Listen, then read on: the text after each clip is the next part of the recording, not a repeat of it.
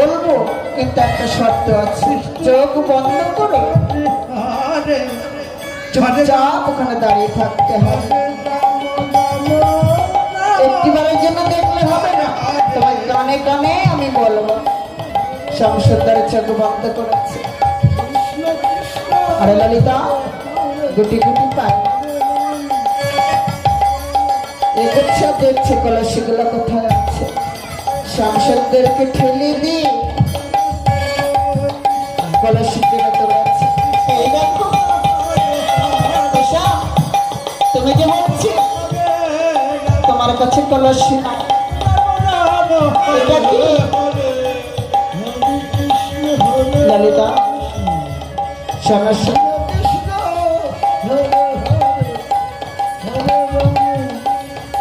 কলসি এত সহজে তোমায় দেবে কেন জানো? তুমিই বলো।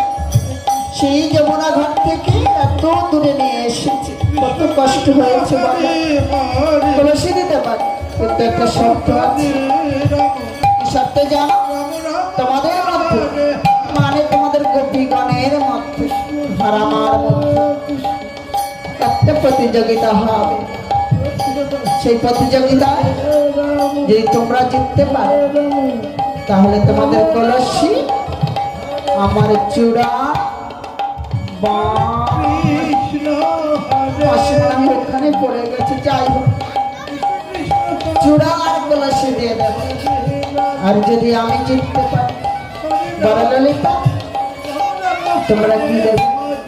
ললিতা বলছে, দাঁড়াও দাঁড়াও, অত ব্যস্ত হয় না, আমায় তো ভাবতে দেবে নাকি?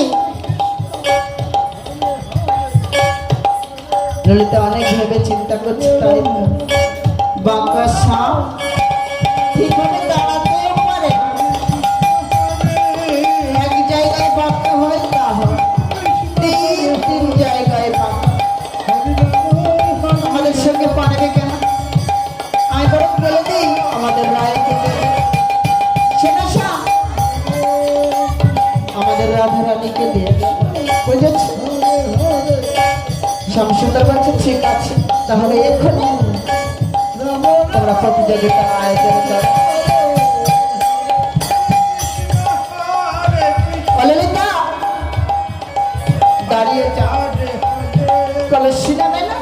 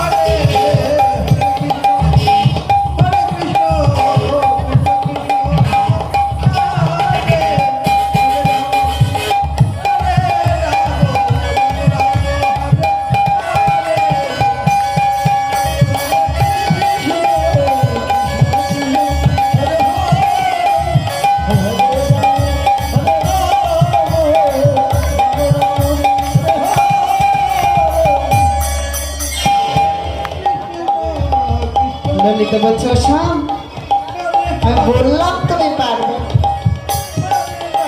এবারে হলো তো, রাগ করছো কেন? কি হলো তো বলবে। শ্যামসুন্দর বলছে, ললিতা কেন তোমরা সত্যই আমাকে ভালোবাসো না, এখনো প্রমাণ পাবা।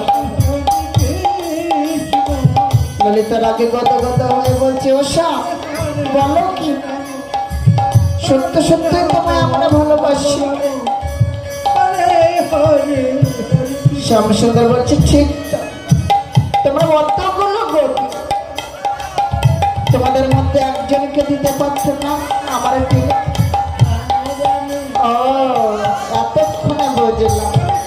তা বললেই হয় যে ললিতা তোমাদের মধ্যে একজনকে আমার দেখে দাও। ঢং করেন কি আছে বলো, আমাদের মধ্যে তোমায় কাকে চাই? শ্যামসুন্দর বলছি, তাই এই তো সোজা মনে মনে চিন্তা করছে আর দেখছে কাকে দেওয়া যায়।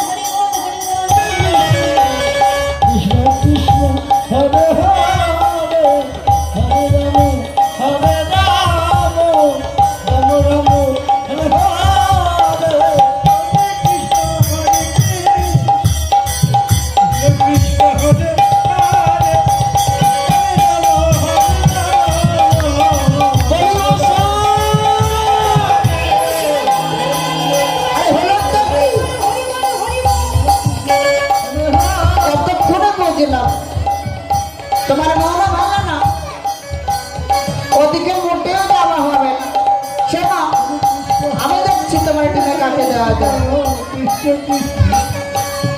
তোমার টিমে আমাদের মধ্যে বিশাখাই থাকবে।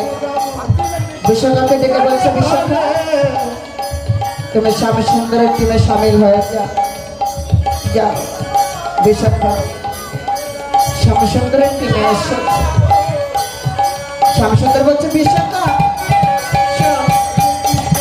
ভালো করে টানিস কিন্তু রানী মাখন তো কিচ্ছু খাওয়া হয়নি। তো খেয়েছিলিস কোনো?